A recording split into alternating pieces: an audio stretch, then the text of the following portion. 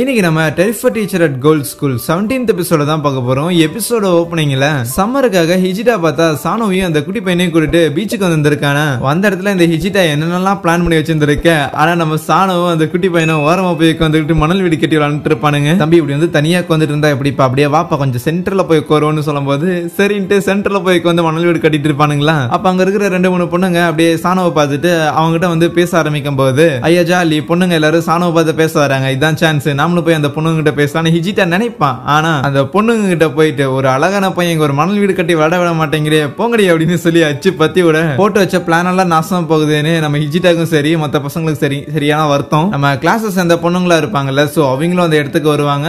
கூடவே நம்ம பெனிக்கும் வந்திருப்பாளா. அவன் என்னன்னா கடலுக்குள்ள இருக்கிற சுறா மீனை பிடிச்சிட்டு உங்ககிட்ட பேசுறேன் அப்படின்னு சொல்லிட்டு வேகமா அங்கிருந்து ஓடி போக, ஐயோ ஸ்கூல் விட்டு வெளியே வந்து கூட என்னால கூட பேச முடியல. இந்த பூனை பையன் பயங்கரமா ஃபீல் பண்ணுவானா. கூட இருக்கிறவன் தான், நீ நம்ம கிளாஸ்ல இருக்கிற பொண்ணுங்களை ட்ரை பண்ணணும்னு நினைக்காது, அது ஒன்னொன்னு ஆளுங்களை வச்சிருக்குது, உனக்குல வாய்ப்பே கிடையாது, சான்ஸே இல்லை அப்படின்னு சொல்லிட்டு இருப்பானா. என்னடா இது பீச் போர் அடிக்குதுன்னு பாத்துக்கிட்டு இருக்கேன். அப்ப நம்ம பெனிக்கோட்ட 2 பசங்க பேசுற மாதிரி தெரியுமா. இதை பார்த்த ஹிஜிட்டா நல்லதுக்கு இல்லையான்ட்டு அவனுங்கிட்ட போய் எவ்வளவு தைரியம் இருந்தா பெனிக்கோட்ட பேசுவீங்களா அப்படின்னு கேட்டுக்கிட்டு இருக்கேன். அதுவே பெனிக்கோ என்னன்னா, டேய் பசங்களா இங்க 3 குடிசைங்க இருக்கும், அந்த 3 குடிசைங்களுக்கு நடுவுல தான் நீங்க கேட்கிற பாத்ரூம் இருக்குன்னு சொல்லி அனுப்பிவிட கக்கூசுக்கு தான் வழி கேட்டானுங்களா. நான் வேற என்னமோ நினைச்சிட்டேன்னு ஹிஜிட்டா புலம்பிட்டு இருப்பானா. அப்போ ஹிஜிட்டாவோட கிளாஸ் பொண்ணுங்க எல்லாரையுமே 2 கடல்ல இருக்கிற யோகாயிங்க பார்த்தா கரெக்ட் பண்றதுக்கு ட்ரை பண்ணிக்கிட்டு இருக்கேன். இவனுங்க போய் சண்டை போட போவானுங்களா. எவ்வளவு தைரியம் இருந்தா எங்க கிளாஸ் பொண்ணுங்களே கரெக்ட் பண்ண ட்ரை பண்ணுவேன்னு. அதுக்கு அவங்க கிளாஸ் பொண்ணுங்களே எண்டாடே நீங்களே அதுக்கு தான்டா பீச்சுக்கு வந்தீங்கன்னு பாயிண்ட் பேச, அதுக்கப்புறம் அந்த கடல் யோகாயிங்க 2 இவங்களை அட்டாக் பண்ண ஆரம்பிக்குமா. விட மாட்டேன்னு சொல்லிட்டு அந்த டென்மா பையன் இருக்கிறான்ல, சோ அவன் அந்த மர்மைடு மேல ஏறிக்கு வந்துகிட்டு, எஸ் அது டென்மா தான் ஹேர் ஸ்டைல குட்டியா வச்சிருக்கான். அவனோட ஐஸ் பிரீத் பவரை பயன்படுத்தி கம்ப்ளீட்டா அங்க இருக்கிற எல்லா ஐஸையும் வந்து அப்படியே ஃப்ரீஸ் பண்ணி விட்டுறானோ. சோ ஈஸியாவே இருக்கிற பொண்ணுங்க எல்லாரையும் காப்பாத்தி தர்றாங்க. அதுக்கப்புறம் அங்கிருந்து போகலான்னு பார்த்தா அந்த தண்ணியோட சேர்ந்து பசங்களும் ஃப்ரீஸ் ஆயிருந்திருக்கேன். அதுல இருக்கிற ஒரு கடல் யோகாய் பார்த்தா அவங்கள சும்மா விட்டு வைக்க மாட்டேன்னு சொல்லி பீச் ஓரமா உட்காந்து மணல் வீடு கட்டிட்டு இருக்கிற சானோவோட மணல் வீடு மேல தண்ணி ஊத்தி விட காண்டாயிடுறானுங்க. என்னடா தண்ணி எங்க ஊத்த சொன்ன எங்கேயே ஊத்திட்டு இருக்கிறேன்னு ஹிஜிட்டா கலாய்ச்சிட்டு இருப்பானா. அதுவே பின்னாடி சம்மகான்ல நம்ம சானோ வந்து நின்னுகிட்டு இருப்பான். அவனை பார்க்கும்போது எல்லாருக்கும் புரிஞ்சிருச்சு, டேய் சீக்கிரம் தண்ணி விட்டு வாங்கடா, அவன் இருக்கிற காண்டிக்கு ஏதாவது சுனாமிக்கு இது வர வச்சிட போறான்டான்னு கத்திக்கிட்டு இருக்கேன். இன்னைக்கு உங்களுக்கு கிடைக்கிற பனிஷ்மெண்டா நீங்க எதிர்ச்சே வரக்கூடாதுன்னு கம்ப்ளீட்டா லைட்னிங் மூலமா அவங்க எல்லாரையுமே அட்டாக் பண்றானா. அடுத்த சீன்ல அந்த மணல் வீடையும் கட்டிடுறாங்க.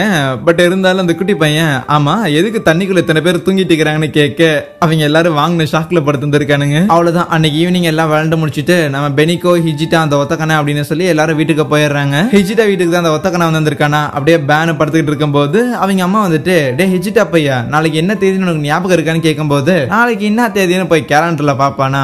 ஆகஸ்ட் 31. அதுல என்ன இருக்குன்னு யோசிக்க, ஐயோ ஆகஸ்ட் 31 ஒரு ஹோம்ஒர்க் கூட பண்ணலன்னு நினைப்பான். இன்னொரு பக்கம் சானோ ஹீரோ கூட தானே இருக்கிறான். அவனும் இந்த சம்மர் ஹோம்ஒர்க் எல்லாம் பண்ணிட்டு இருக்கும் போது ஒரு யோகாயிங்கெல்லாம் எப்படி பிறந்து அதுக்கப்புறம் எப்படி அதை வளர்க்குறாங்க அப்படின்னு அது ரிலேட்டடா ஏதோ ஒண்ணு பண்ணிட்டு இருப்பான் போல. சோ இது எனக்கு தெரியலையே அப்படின்னு சானோ யோசிக்கும் போது, சரி யாருக்கா தெரிஞ்சவன்ட்ட கேட்கலான்ட்டு அந்த பேப்பர் பை இருக்குதுல்ல அவனை கால் பண்ணி கூப்பிட்டுட்டு, சோ உன்னை பத்தி டீடைல்ஸ் எல்லாம் சொல்றான்னு கேட்க, நான் எப்படி பிறந்தேன்னா மேபி நான் வந்து ஒரு லக்கி பேக்ல பிறந்திருப்பேன், அதுல அந்த மிச்ச மீதி குப்பெல்லாம் இருக்கும்ல அதுலதான் நான் பிறந்திருப்பேன். அதுவும் இல்லைன்னா எங்களை மாதிரி நாளுங்க இந்த பிரிண்டர்ல வந்து சில பேப்பர்லாம் வந்து பிரிண்ட் ஆகாது பாத்தியா, வேஸ்டா வந்துடும் பாத்தியா, அந்த பேப்பர்லாம் கூட யோகாயா இருக்க சான்ஸ் இருக்குது. இன்னும் சொல்ல போனா நிறைய வேஸ்டான விஷயங்கள் எல்லாமே ஒன்ஸ் எங்க பேரண்ட்ஸோட கை பட்டுச்சு அப்படின்னா அது ஒரு யோகாயா மாறுறதுக்கான வாய்ப்புகள் இருக்குது. நாங்களா பேப்பர் தான் துணிகள் தான் அப்படின்லாம் சொல்லிட்டு இருப்பான். அடுத்தது அந்த குட்டி பையனை போய் மீட் பண்ணும்போது அவன் ஆக்சுவலி ஒரு ரக்குன் டைப் தானே. சோ அதனால எங்களை மாதிரியான யோகாயிங்க எல்லாமே வந்து எப்படி நீங்க ஒரு அனிமல்ஸ் எல்லாம் பிரீட் பண்ணுதோ, எப்படி ஒரு பூனையோ ஒரு நாயோ வந்து ஒரே அட்டம்ப்ட்ல நிறைய குட்டி போடுதோ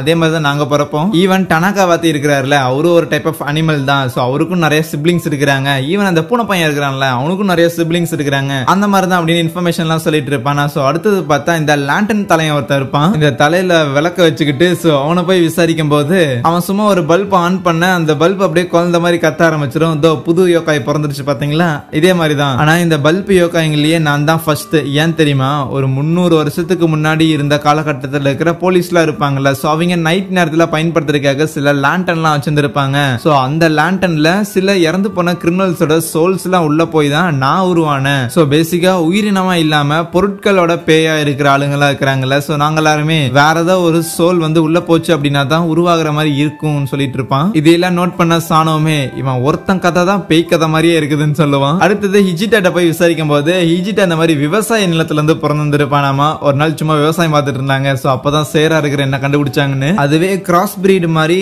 2 வெவ்வேறு ஸ்பீஷிஸ்ல இருக்கிற யோகாய்ங்க வந்து மேரேஜ் பண்ணி குட்டி போடுறாங்க அப்படின்னா அது ஒன்னா அப்பாவோட ஸ்பீஷிஸாவோ இல்லைனா அவங்க அம்மாவோட ஸ்பீஷிஸாவோ இருக்கும். ரொம்ப ரேரா தான் 2 மிக்ஸ் ஆன மாதிரி இருக்கும். 2 மிக்ஸ் ஆன மாதிரி பிறந்துச்சுன்னா அது ஒரு புது டைப் ஆஃப் யோகாய். இதெல்லாம் கேட்ட ஹீரோவுமே ஓ அப்படின்னா எதிர்காலத்தில் இன்னும் நிறைய யோகாய் உருவாகும் போலயே, யோகாய்க்கும் மனிதர்களுக்கும் பிறந்துச்சுன்னா கூட வித்தியாசமான யோகாய் வருமோன்னு சொல்ல அதுக்கு ஹிஜிட்டா அது ரொம்ப கஷ்டம் தான். ஏன்னா ஒரு மனிதனை வந்து முக்கியமா அந்த யோகாயோட அம்மா ஒரு ஹியூமனா இருந்துட்டாங்கன்னு வையன் ரொம்ப தான் கஷ்டம் அப்படின்னு கொஞ்சம் சோக பாட்டு பாடிட்டு அதுக்கப்புறம் ப்ளீஸ் டா சானு இதெல்லாம் எழுதி முடிச்சதுக்கு அப்புறம் நானும் உன்னை பார்த்து காப்பி பண்ணிக்கிட்டான்னு கேட்க முடியாதுன்றோம். அடுத்தது நம்ம டக்காஷி டாக்டர் இருக்கிறாருல. சோ அவர்கிட்ட போய் கேட்கும் போது நான் சாதாரண ஹியூமன்ஸ் மாதிரி தான்ப்பா. ஆனா என்ன இந்த மாதிரி ஒரு கதை சொல்லுவாங்க கேள்விப்பட்டிருக்கீங்க. ஒரு திருட்டு பையன் திருடிட்டு இருக்கிறான்னு வையன் திடீர்னு பார்த்தா உடம்பு ஃபுல்லா கண்ணா வந்துருன்னு சொல்லுவாங்க. அவனை ப்ரொடெக்ட் பண்றதுக்காக கிடையாது, அவன் பண்ற கெட்ட விஷயங்கள் எல்லாத்தையுமே அந்த கண்கள் பாத்துக்கிட்டு இருக்குது. அது கடவுளோட ஒரு பனிஷ்மெண்ட் சொல்லுவாங்கல்ல. அந்த மாதிரிதான் என்ன மாதிரியான யோகாய்களை உருவாவாங்க. ஆனா என் கூட வேலை பார்த்துட்டு இருக்கிற நர்ஸ் கம்ப்ளீட்டா ஆப்போசிட். அவங்க எல்லாருமே இறந்து போன பாடி இருக்கும்ல, சோல் இருக்காதுல்ல, சோல் இல்லாத பாடி எல்லாமே எந்திரிச்சு நடமாட ஆரம்பிச்சு எப்படி இருக்கும் அவங்க எல்லாம் அந்த மாதிரியான யோகாய்ங்க தான். வேணா உங்க பாடி வச்சு ஒரு டெமோ காட்டுட்டாங்க போது உட்ரா ஜுட்னு ஓடிடுவானுங்க. அடுத்தது அந்த போலீஸ்காரனை போய் மீட் பண்ணிட்டு அவனை விசாரிக்கும் போது அவன் என்ன சொல்றான்னா எந்த ஒரு காரணமும் கிடையாது, என்ன மாதிரியான யோகாய் எல்லாம் அவுட் ஆஃப் நோவேர்ல பிறக்கும் அப்படின்னு சொல்லுவான். லைக் ரீசனே இல்ல, சும்மா அந்த பாட்டுக்கு வந்துருவோம் அப்படின்னு. ஆனா எங்களை மாதிரியான யோகாய்ங்க எல்லாம் ஏன் பிறகுது தெரியுமா? இந்த யோகாய் அப்படிங்கிற விஷயமே ஏன் இருக்கு தெரியுமா? நாங்களாம் ஏன் பேயா சுத்திட்டு இருக்கிறோம் தெரியுமா? நாங்களாம் வந்து ஹியூமன்ஸா இருக்கும் போது ஏதாவது ஒன்று தப்பு பண்ணியிருந்திருப்போம். எங்களை மாதிரியான யோகாய் பேயா பிறக்கிறது அப்படிங்கிறது கடவுளோட ஒரு தண்டனை தான் சொல்ல இதெல்லாம் கேட்டிருந்த அந்த பேப்பர் பேய் ஆமா இந்த கடவுளே ஹியூமன்ஸை ப்ரொடெக்ட் பண்றேன்னு சொல்லுவானாமா. ஏதோ கொஞ்சமா தப்பு பண்ற அளவுக்கு இவனே மூளையும் கொடுத்துருவானாமா. அந்த தப்பு பண்ணிட்டா உடனே நம்மள யோகாயா மாத்தி விட்டுட்டு நம்மள ப்ரொடெக்ட் பண்ண மாட்டானாமா. என்ன நியாயம் இது அப்படின்னு கத்திக்கிட்டு இருக்கு. ஓகே கடவுளை ரொம்ப திட்டாதுன்னு. அதுக்கப்புறம் ஹீரோவும் சானோவும் அங்கிருந்து வந்துட்டு இருப்பாங்களா. அப்போ சானோ பார்த்து அமைதியா வந்துகிட்டு இருப்பான். நம்ம ஹீரோ ஏதாவது பேசலாமா அப்படின்னு யோசிக்க அப்போ சானோ ஹே நான் ஒன்னும் யோகாய் கிடையாதுங்கிற விஷயம் உனக்கு தெரியுமா அப்படின்னு சொல்லும் போது தெரியுமேன்னு சொல்லுவான். லைக் எனக்கு ஆரம்பத்துல இருந்தே தெரியும். முதல்ல உங்க கிளாஸ்ல வந்துட்டு நான் அட்டெண்டன்ஸ் எடுத்தேன்ல, அப்பவே வந்து உன்னோட பேஜ்ல மட்டும் ஒரு பர்டிகுலரா ஒரு புக் மார்க் ஒன்று இருந்துச்சு. சோ ப்ராபப்ளி எனக்கு மட்டும் இல்ல இருக்கிற எல்லார வாத்தியாருக்குமே நீ சாதாரண யோகாய் கிடையாது, நீ ஒரு கடவுள், உன்னால டிவைன் பனிஷ்மெண்ட் தர முடியும் அப்படின்னு சொல்ல ஏற்கனவே தெரிஞ்சுக்கணும் அப்புறம் ஏன்டா சொல்லல அப்படின்னு சொல்லி ஹீரோ அடிச்சுக்கிட்டு இருக்க. இல்ல நான் என்ன நினைச்சேன்னா நீ மேபி கடவுளா இருந்திருப்ப, அதுக்கப்புறம் ஒரு யோகாயா மாறி இருந்திருப்பேன்னு நினைச்சேன். ஆனா உன்னை பத்தின எந்த ஒரு விஷயங்களுமே இந்த யோகாய்களோட டிக்ஷனரியிலேயே கிடையாது. பிளஸ் நான் என் பவரை யூஸ் பண்ணும்போது இருக்கிற எல்லா பசங்களும் மயங்கி போயிட்டாங்க, உனக்கு மட்டும் கொஞ்சம் மயக்கம் வரல, அதனால நீ கடவுளா இருந்து யோகாயா மாறி இருந்திருக்க மாட்டேன், இன்னுமே கடவுளா தான் இருக்கிறேன்னு ஒரு கன்க்ளூஷனுக்கு நான் வந்தேன். அந்த பேப்பர் பேய் ஒரு விதமான பெர்ஃபியூமை கொடுத்துட்டு இதை மோமோ மேல ட்ரை பண்ணா இருக்கிற பசங்க இருக்கிற யோகாய் எல்லாமே மோமோவை ஃபாலோ பண்ணுவாங்கன்னு சொன்ன டைம்ல கூட நீ ஹெல்ப் பண்றதுக்காக வந்த. ஆனா அன்னைக்கு அந்த பெர்ஃபியூம் மேல நீ அஃபெக்ட் ஆகல. சோ கண்டிப்பா நீ யோகாயா இருக்கிறதுக்கான எந்த ஒரு வாய்ப்புகளும் கிடையாது. எது எப்படி போனா என்ன, நீ யோகாயோ கடவுளோ யார் அதை பத்தி கவலைப்பட்டா? எப்படி நீ கிளாஸ்ல படிக்கிற ஒரு ஸ்டூடெண்ட் தானே, இதுல எந்த ஒரு மாற்றம் இருக்க போறது இல்ல. ஏன் நான் கூட ஒரு ஹியூமன் தான், பட் உங்க கூட சுத்திட்டு இருந்து நானும் ஒரு யோகாய் மாதிரி தானே இருக்கிறேன் அப்படின்னு சொல்லும் போது சானம் பார்த்தா இதை கேட்டு சிரிச்சிருவான். யாரு நீ யோகாயா அப்படின்ட்டு. பட் இருந்தாலும் ஓகே ஃபைன், நான் ஒரு கடவுள் அப்படிங்கிறங்காட்டி இதை நினைச்சு கவலை பண்ணுங்கிற அவசியம் கிடையாது. ஆனா நான் ஒரு கடவுள், அதனால இப்ப மண்டியிடுன்னு சொல்லிட்டு கலாய்ச்சிக்கிட்டு இருப்பானா. சோ இப்படி 2 பேரும் பேசிட்டு இருக்கேன், இதை பத்தி வேற யாருக்கிட்ட எல்லாம் சொல்லக்கூடாது அப்படின்னு பார்த்தா இது எல்லாத்தையுமே நம்ம பேப்பர் பை இருக்கிறான்ல, சோ அவன் கேட்டுக்கிட்டு இருப்பான். நான் ஒருத்தன் வண்டி ஓட்டிட்டு இருக்கிறேங்கிற விஷயத்தையே மறந்துட்டு தான் நீங்க இந்த கதையெல்லாம் பேசிட்டு இருக்கிறீங்களாடா, ஒருவேளை நானும் இதை யார்ட்டையும் சொல்லக்கூடாது அப்படின்னு